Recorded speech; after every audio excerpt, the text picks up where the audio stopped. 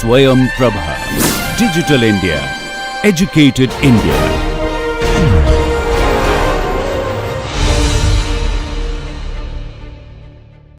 In today's lecture, we'll talk about atelectasis.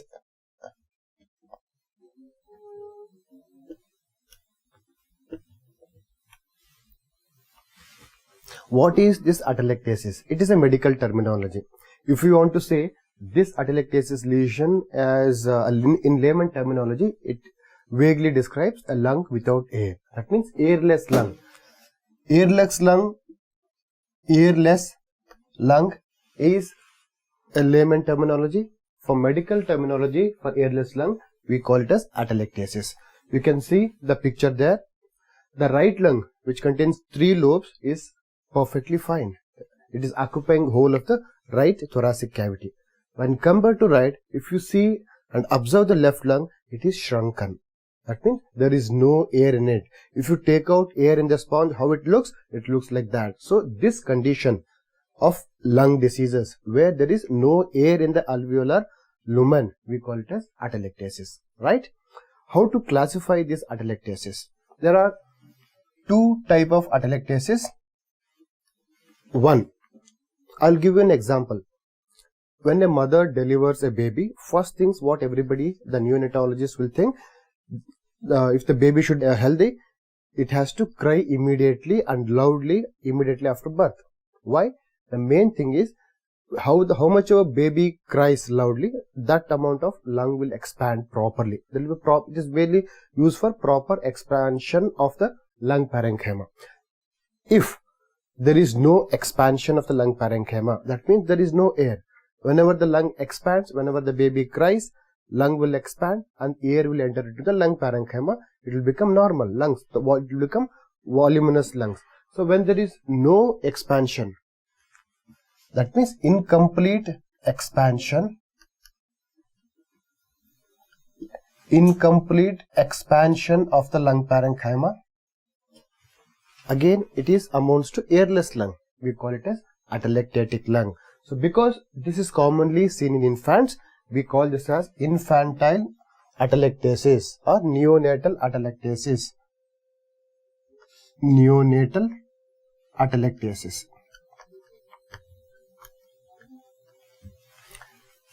And compared to this, if the airless lobe or airless lung occurs in an adult individual where the lung is already expanded, so we call it as collapse. Collapse, because this occurs most commonly in adult individuals, we call it as adult atelectasis. Adult atelectasis. I repeat, atelectasis by definition, it is diminished volume in the lung parenchyma.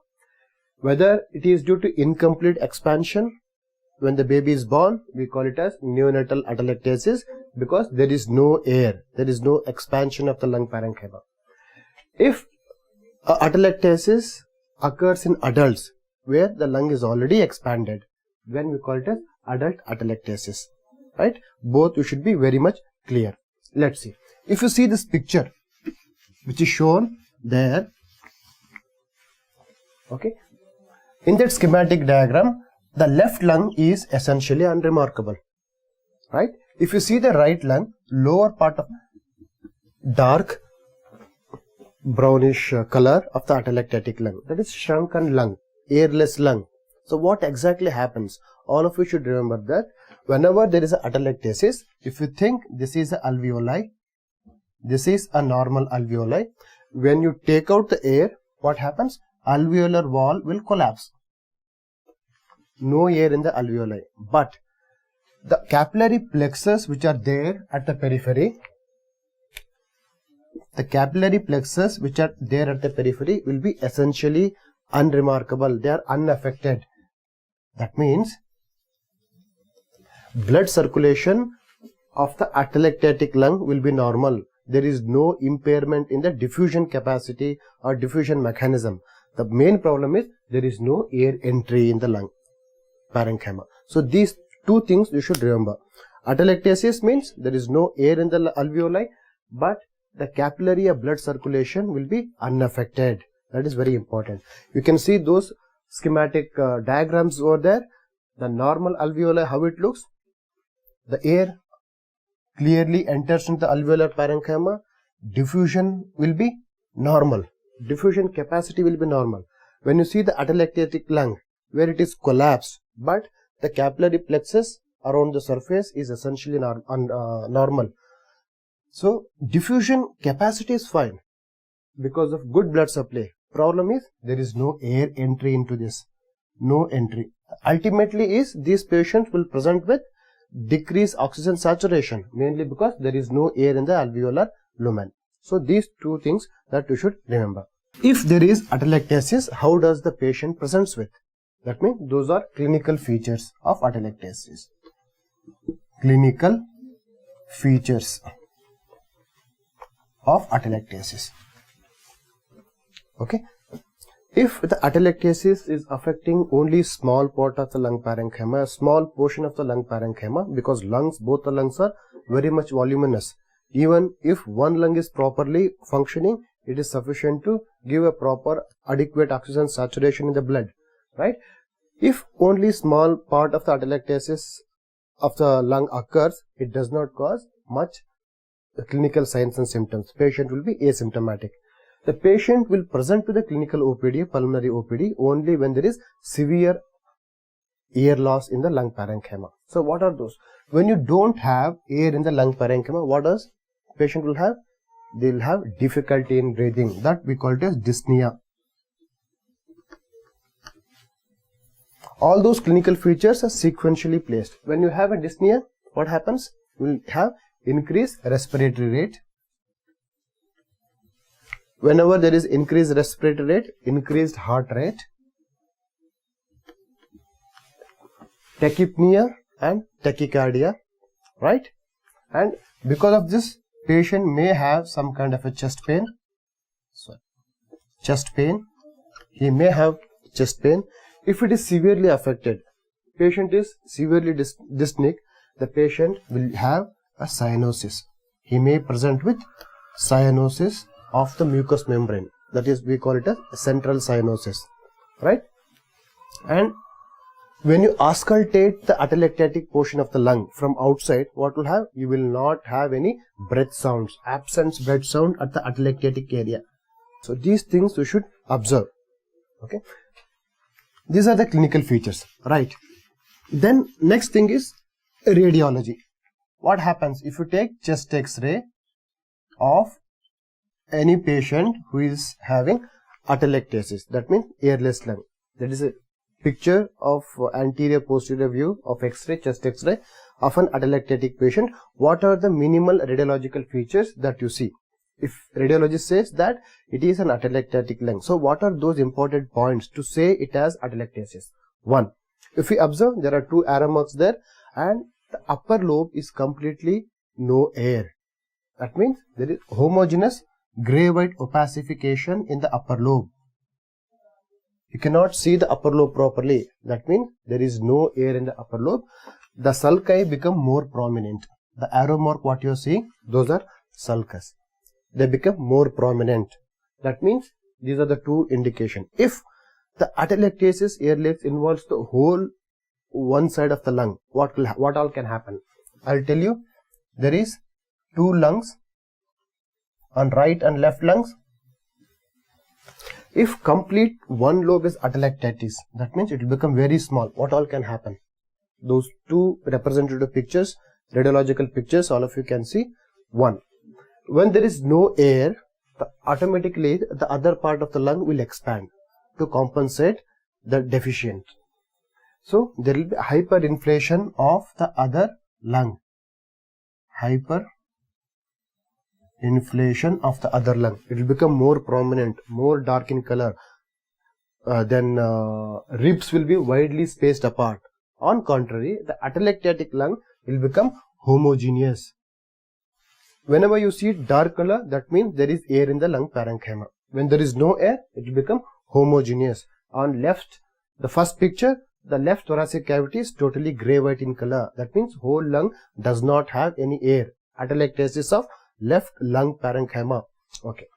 So whenever there is no air, it will become homogeneous. The dark color will go off. 1.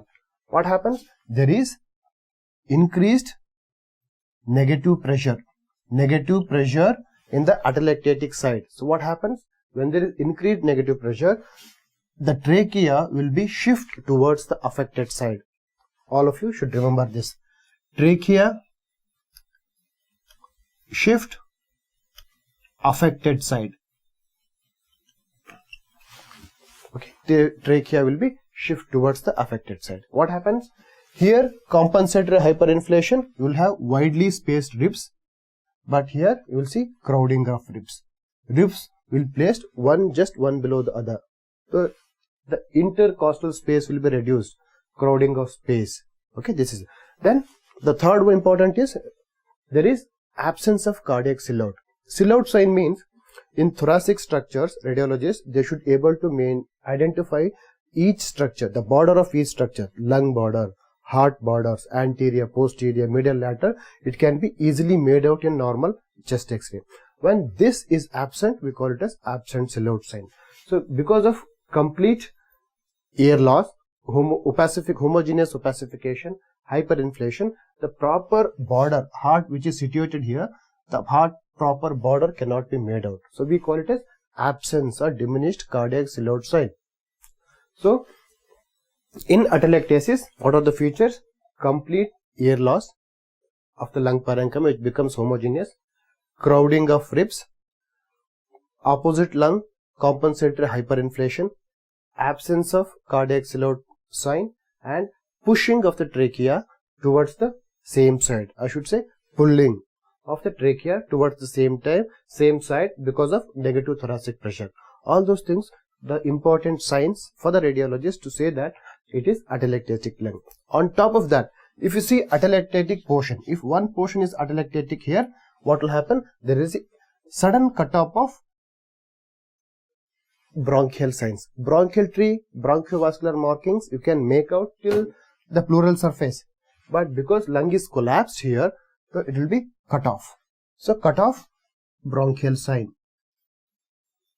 Cut off bronchial sign or bronchial markings on radiology are again important features to say that the affected portion of the lung is airless or atelectasis, right? After seeing the radiology, let's see how can we divide or classify atelectasis. This is important to understand atelectasis properly.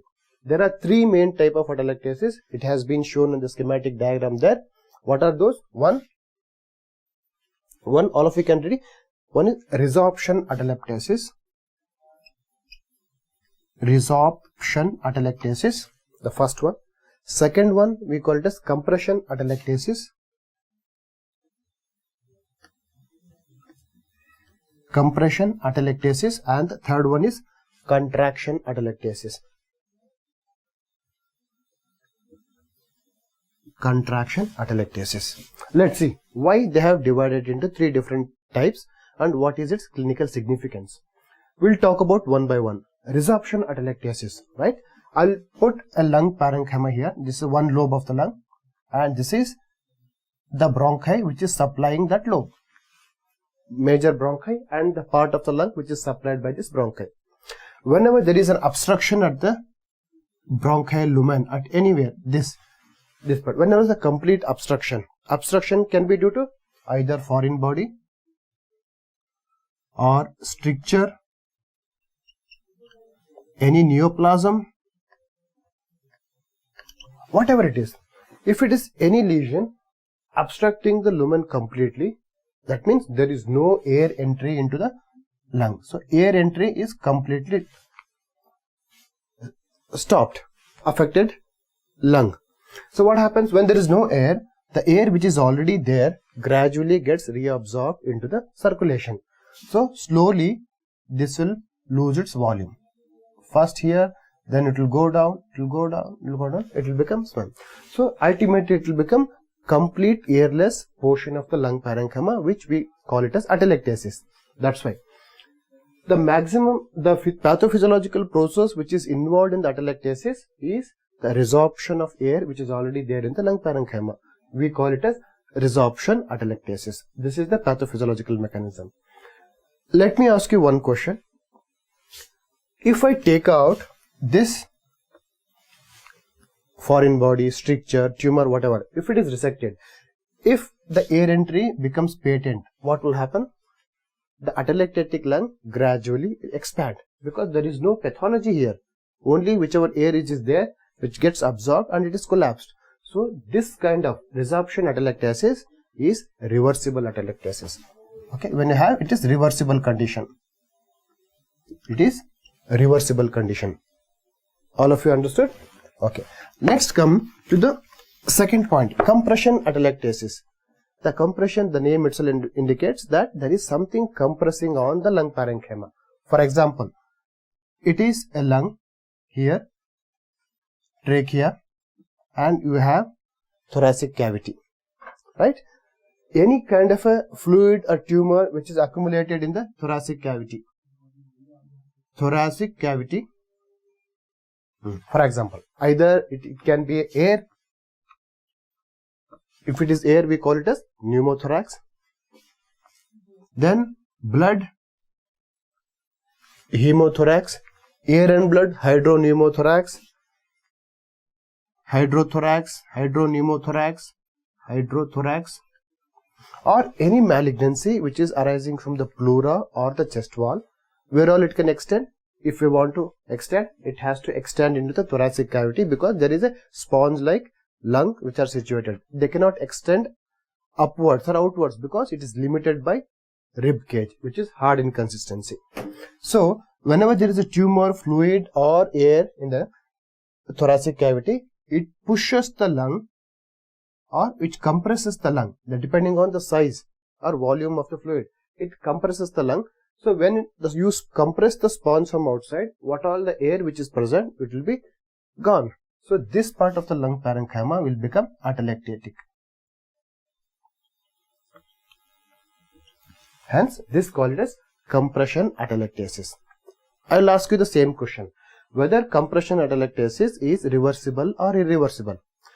If you take out the fluid which is there in the thoracic cavity, if you drain out the fluid, if you take out the air, if there is a tumor, resect the tumor, what will happen?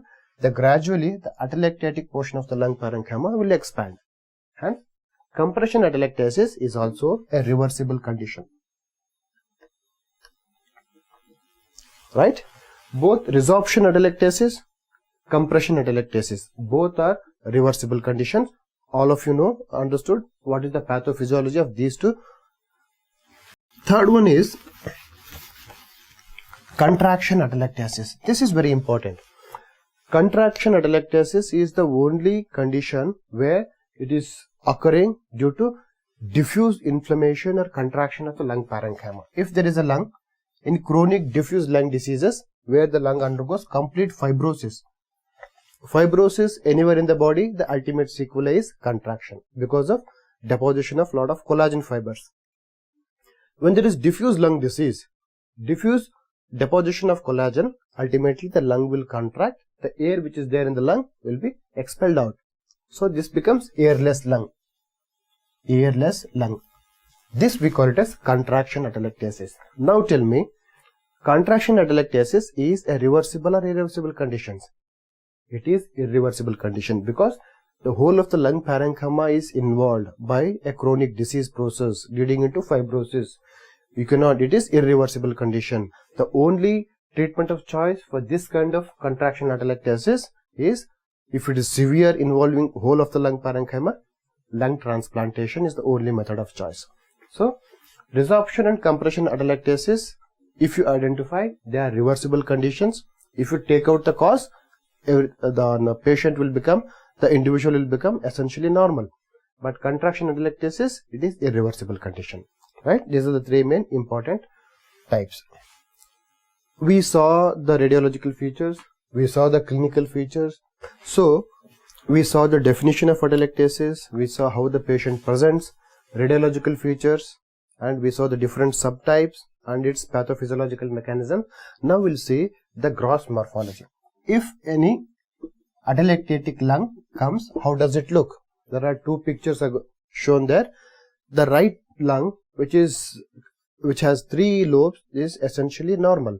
When compared to right lobe, left lung, the upper lobe, if you see, it has become collapsed. How do you say it is collapsed? It is decreased in size.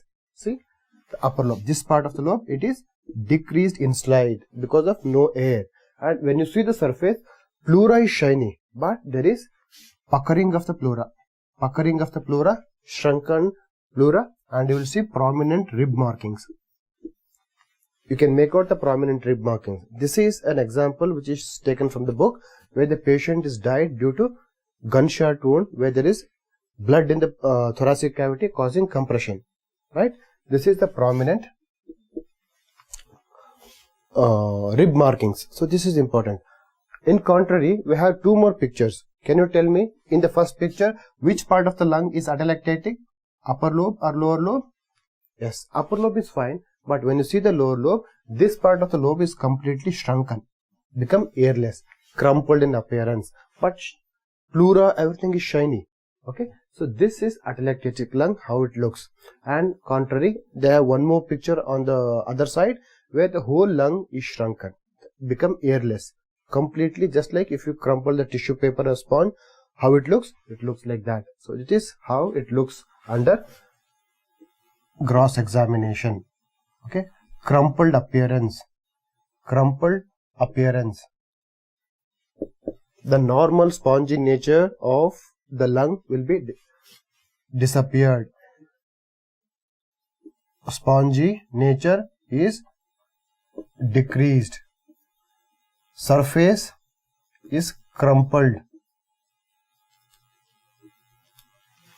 surface. Okay, that's how it looks under gross. If you take proper sections from this area, always in pathology, if you're examining any part of a disease process, we have to take the disease part and also the normal part. We have to take sections near the borders. If you take sections and examine under microscopy, how it looks, picture is shown there. The upper part of the lung, if you see, it contains proper expanded alveoli. This is the normal alveoli, a normal lung. When you see the lower part, the alveoli are collapsed. You can still make out some kind of intraalveolar septum which is collapsed, line things which is totally collapsed, and the alveolar lumen, you can see there is small, very scant space of alveolar lumen. That means there is no air. It's how it looks. So this part is actually the atelectatic lung. Okay, and the upper part is the normal lung. Atelectasis means there is no air. So what are the expanded alveoli, what you are seeing, it is collapsed. Similar picture how it looks under microscopic examination. Let's see. Atelectasis we spoke about. If we don't treat atelectasis, what can happen? That means those are called as complications. Complications of atelectasis. Okay, what are? So one thing is, when there is large portion of the lung parenchyma is involved, I told you, if you recollect in my previous slides, air entry is diminished, the blood circulation is normal. Diffusion capacity is fine, but the proper oxygenated oxygen air is not entering into the diffusion barrier. Hence, when there is diffuse atelectasis, all these patients, they present with improper diffusion.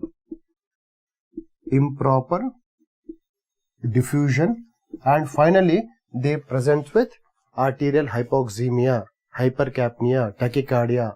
So this is sequential. Ultimately, if you don't treat, it will go for respiratory failure. And one more thing we should do important, whenever there is air diminished air entry, when the air is not there or air is lost, these are the areas which are more prone for secondary infections. So secondary infection, pneumonia, secondary infections are more common on the atelectatic segment.